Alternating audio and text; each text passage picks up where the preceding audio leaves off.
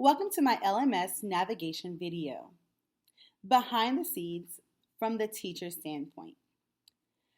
As students enter the classroom and sit down, get logged into their computer, our district automatically opens up students' accounts to the Clever portal. In the Clever portal, students can access any platform that is related to instruction. For math specifically, we will be using the Google Classroom portal to be able to access all of our assignments and notifications about things that are coming up and to turn in materials that are deemed virtually submittable. I am using the Modern Classroom exemplar I made to kind of help me put all of my thought process together. On the Google Classroom stream, this is where students will be able to see announcements of upcoming dates, materials that need to be turned in.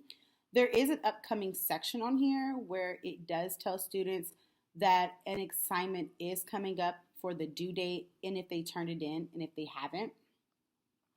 As well on here is the link for this particular Google Classroom. The most important aspect on the stream is our Module 4 instructional website. This link allows students to have a bulk of everything that has to do with Module 4 in one place.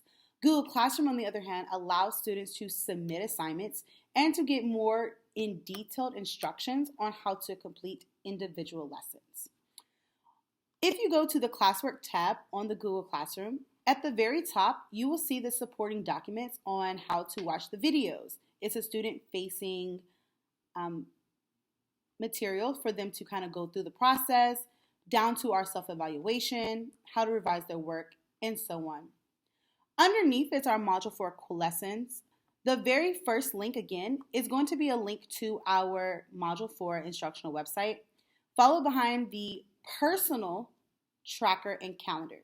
Here, students are able to click on and track their own process. They can see that they have completed lessons. They can see that they are moving on. If they have to go back and complete something, this is for them personally. Right underneath is going to be our first lesson. As you can see, it tells a little bit more in detailed information on how to complete the assignments, where to find materials within the classroom, and it just gives a more overview of the assignments themselves. So the guided notes, what they look like, what the worksheet looks like. They are able to access the lesson video, which is through Edpuzzle, that has questions embedded, so that they can also get participation points for completing those. And it's also a on-the-spot mastery check to make sure that they're also following along and understanding the content at the same time.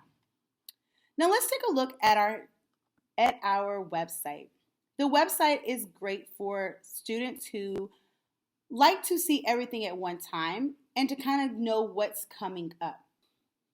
Again, at the very top, you will see a link to our Google Classroom with the code so that they can kind of go back and forth to make sure they're submitting assignments. There is an overview for the totality of Module 4, what students are expected to learn from the Module 4 at the end throughout. Again, there's a generic tracker for students to look through and see which lessons that they have to go into, where they are, and they can also see what's coming up within the month. And it is easy for them to go through the lessons here as well. So if they wanted to go to lesson 2, here they can find the title of the lesson. They can find the lesson objective.